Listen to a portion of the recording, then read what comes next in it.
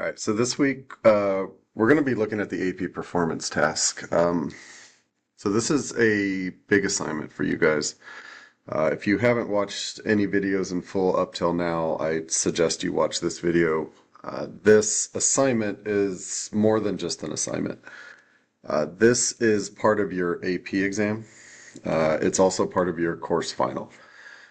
So when we're looking at this, I'm going to go through some slides and kind of explain what you need to do. It's broken up over 2 weeks because technically I have to give you 2 weeks of class time to finish this. I've broken it up into like what I think you should do week 1 versus what you should do week 2. That's how these videos are structured. That's how I'm going to present it to you. If you choose to do more than what I asked for in week 1, that's fine. It's just you need to make sure that you are done with this by the due date. So basically, like I was saying, this is part of your performance task for your AP exam. Your AP exam is broken up into 2 parts, essentially. One part is worth 70% of your grade, the other part's worth 30%. This performance task is part of that 30%. So just understand. This assignment, like I said, is part of your AP exam and your course final grade. It cannot be turned in late. The College Board does not accept late submissions. So the part that's due to me is going to be due in 2 weeks on April 26th. You have to have everything submitted to the College Board by April 30th at 8:59 p.m. Pacific Standard Time. Right? It's not midnight on the 30th. It is, you have to submit it before 9 o'clock our time to the College Board. And whether you're taking the AP College test or not, you still have to submit this stuff to the College Board because it's also part of the course final. So I need access to it. And I have you just put everything, whether you're taking it or not, on the College Board so I can see it. So what we're going to do, week 1, I would focus on just coding your project. So we're going to go over some information for that. Week 2, you're going to hopefully take the code you wrote and just create the 3 or 4 pieces of documentation that you need for the AP exam and for the final, which is basically you have to create a PDF of your code. You have to upload some images and complete a worksheet that includes 4 screenshots from your code, and then you have to create a video. So ideally, this week you will write your code. Next week, you're going to create your PDF, your personal project reference sheet, and then your video. There's links to different items on Canvas that explain this stuff, but if you're watching this video, you should have a pretty good idea by the time you're done. You would only need to go back to these if you need like a refresher or something kind of clarified. Beyond that, the only other thing you need to do this week is your weekly check-in, so make sure you do come by and check in with me. This week's check-ins will look a little different because I'm going to ask you about your project and your understanding of the performance task. It's not just going to be write your name and walk away. So you'll have to talk to me for your check-in this week. So make sure that you come by and do that. And then I'll just kind of say this on the front end. If you have any questions about this, if you're not sure how to do something or whether something you're doing is correct or not, you need to come see me or send me an email. All right? Because again, this is part of your AP exam. This is part of your course final. You're not in class with me every day for 2 weeks to ask these questions. So don't procrastinate. Don't wait till the end. And don't think you can turn this in late. If you're late on this, there's nothing I can do, nothing the school can do, nothing your parents can do. The College Board will not take it. So make sure you get this done on time. All right, so kind of with all that out of the way, let's kind of talk about what we have here. So there's this AP Performance Task Introduction. You'll want to make sure that you look at this. This has links to some different documents that you might find helpful. One of them is the student handbook. So that student handbook, it's about 20 pages long. You don't necessarily need to read all of this, but you should, as you are kind of responsible. And when I say you're responsible, like you're responsible for everything that it's telling you inside of here, right? It's going to explain what your code needs to do. It's going to explain how the performance task works. It's going to explain the plagiarism. So you should read through this and kind of understand it. I would focus on, page kind of 3 through like 8 or 9, as that's going to kind of go through, the 3 parts of this, what each part needs to have, as far as your program code, your video, and then your personal project reference sheet. It also goes into like plagiarism. Obviously, you can't use any code that you've already written. You cannot use any code.org assignment for this, but you can take code that you've written and kind of build upon it or change it to make it work, which is going to be my suggestion to you in going through this. Acceptable use of AI, how to prepare your final submission, and then just some more details. So I'm going to go over all of this, but I do suggest that you read this document so that you understand it. This is the code.org version of that document. So this is called the Create PT Survival Guide. Again, you can find this one on this page as well. This is like a summary version of what that handbook is. So it goes through the requirements that I'm going to talk about. And then it kind of has, some sample code and questions that you can ask yourself to try to start getting a feel for, does something meet the requirement or does it not? So again, I'll go over this more next week, but you should look this over so that you understand this. Again, right now, what you really need to focus on is like what your code needs, which is this first page. And then there is this performance test breakdown. This is just a document that students created last year. It kind of goes through what your code needs to have. It's got some sample code on here, so you can kind of look at this for help. You'll also notice that on this assignment, there's 3, sample projects that you can look at. Again, you're free to look at these. This is all stuff that you've been given throughout this year to help you build towards this assignment. You just can't copy these, right? If you just copy these and you put them up and you try to say they're yours, the College Board runs plagiarism tests. They're going to see that they're out there on the internet. They're going to know that they're not yours. Your code is going to get flagged and you're not going to get a score for the AP exam. So don't use these, right? Other than as guides to help you and remind you what you need to do. Don't just go to some code.org assignment and copy and paste it and assume that that's going to work. They'll flag you for plagiarism. But what you will notice as you go through this is your Unit 7 project that you did and your midterm that you did back in December are basically the performance task, right? The requirements were exactly the same for the midterm as they are for this.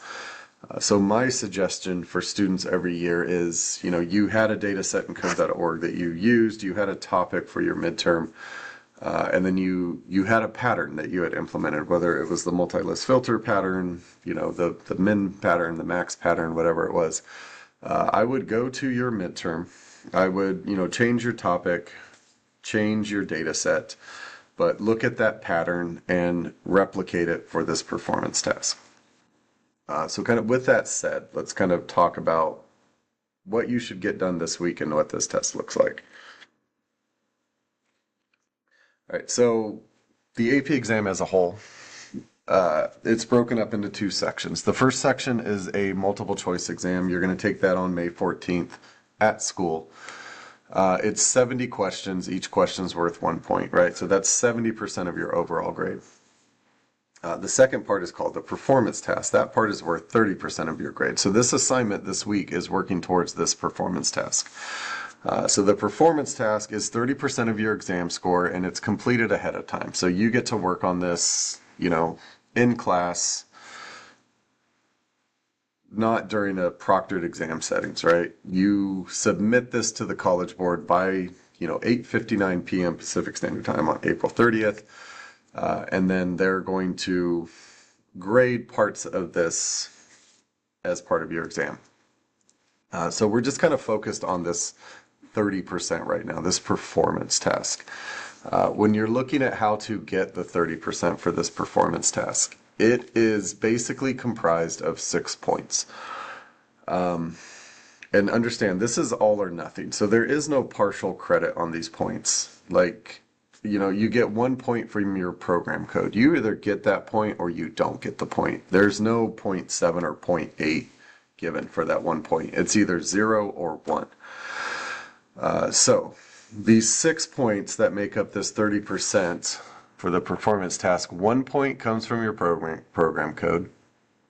1 point comes from your video.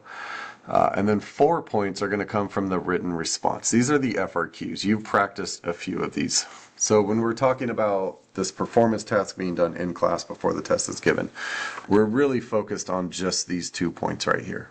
All right, so as important as they are, you cannot do the written responses unless you submit your program code in your video. So you don't even have the ability to earn these 4 points if you don't turn this part in. The work you're actually doing outside of class is a very small % of your grade that you're going to get on the AP exam. Most of it's going to come on May 14th when you answer these 4 questions about the code that you wrote and when you do the 70 multiple choice questions. But just kind of understand, it's 6 points that make up that 30%, and it's all or nothing. There is no partial credit on any one of these 6 points.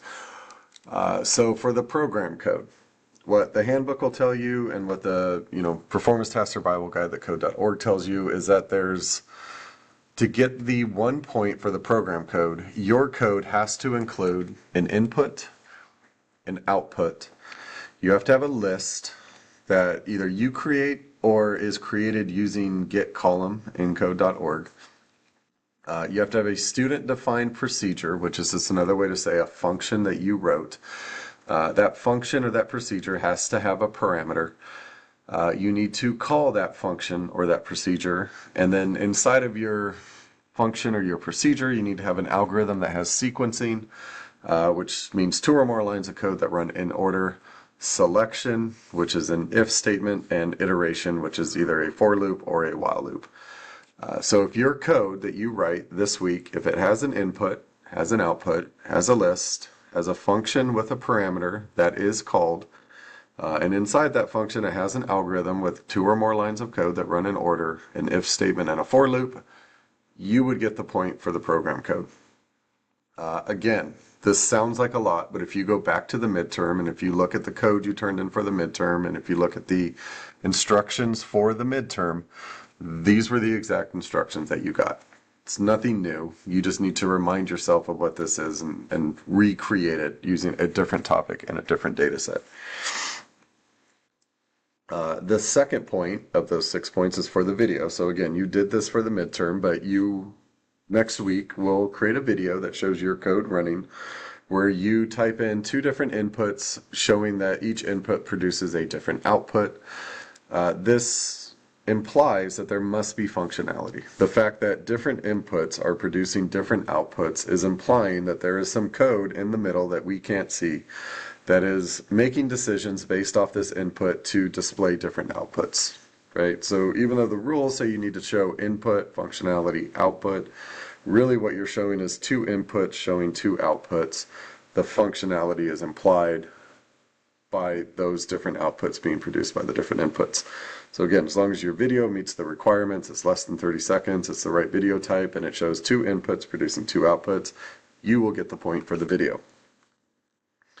And then, like I said, the remaining 4 points from this 30% of your grade performance task is going to come from 4 written response questions that you will answer on May 14th as part of your AP exam. When you go into the exam, you'll start off, you'll get some time to do the 70 multiple choice questions.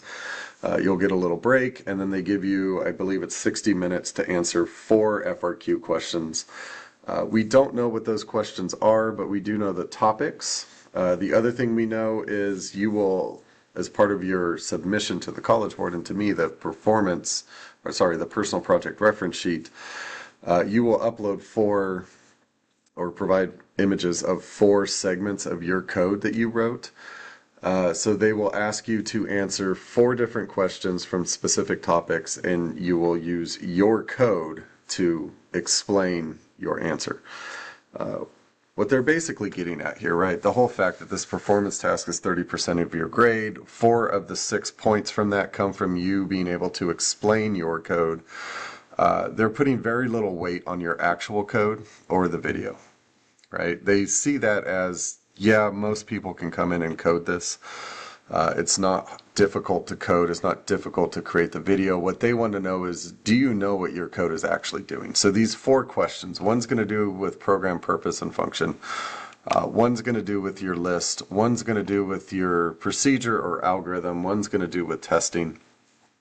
They are going to ask you to explain your code, right? This is where the rubber hits the road. This is why this is worth, 4 of the 6 points. Like, can you explain what your code is doing? That's what they want to know. Do you understand the why and the how, not just can you do it? So again, we will do some more practice FRQ responses. Really all you're focused on this week and next week is writing your code and creating your support documents that you're going to upload to the College Board so that you can get your grade. As far as that program code, the rest of these slides just kind of go into details on, like, because remember you had to have an input. So what is an input? That for you guys, it means you're going to have like a text input in your app where someone's going to type something so that they can click a button to trigger that on event. You'll capture that user input, store it to a variable, pass that into your function as the argument, right? So you got to have an input. The user's got to give you something, whether it's from a drop down or a text input. You got to have an output. So you're going to want to produce an image or some text on the screen that changes based off that input that someone gave you. Could also be sound, right? You don't need all 3 of these. Most people just choose one. Just understand that the purpose of your app, whatever that is, this input and this output need to tie to that purpose, right? It can't be something from out of left field, like, hey, I'm trying to teach people about water conservation, and then you try to say your output is a picture of a cat. Right? It doesn't make sense. It doesn't have to do with the purpose of your app. So it must connect to the program's purpose. The list requirement, you can either create the list yourself or, and what most people do is they use the datasets in code.org and then they use that get column command to create the list for them. But you need to have a list in there. The procedure with a parameter, so you need to write a function. That function has to have a parameter. That parameter has to be used inside your algorithm, and it has to work towards the purpose of your program, right? Once you have your function and you have your parameter, you got to make sure that you call it somewhere. So for most of you, it's going to be in an on event, all right? You're going to have that on event tied to some button click that's going to get the input from the user. Store that to a variable, and then probably the next line is going to call a function where you're passing that variable in as an argument to your parameter. Again, look at your midterm. For the algorithm, it's got to have sequencing, selection, and iteration. This needs to be inside your procedure. So the sequencing just means you have 2 or more lines of code that run in a specific order. It has to include selection, so there's got to be an if-else statement inside of there. That if-else is probably going to be inside of your iteration, which is your loop. All right, you need to loop through the list that you created because it applies to the purpose of your program. So again, this all kind of ties together. All right. Again, use your midterm as a starting point. So your midterm project it was the same assignment. You start from that project. Do not copy it as is. You need to revise, improve, or rebuild it. So use a different data set.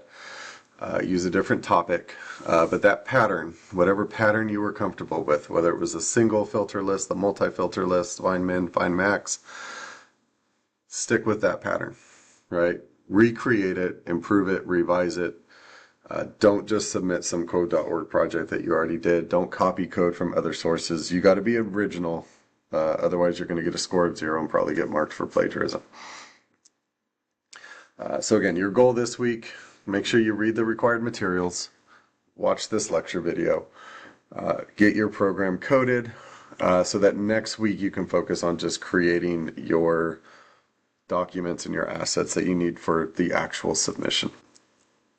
All right. Don't forget to come by for your weekly check-in. Again, it's going to look a little different this week, so I'm going to make sure that you're understanding this and on task and get the importance of this assignment, right? Kind of like I said in here, this is not just another assignment, right? This is part of your AP exam. This is part of your course final. You need to make sure that you're taking it serious and that you finish it on time and submit it before the due date. Otherwise, there's no going back. There's no way to turn it in late.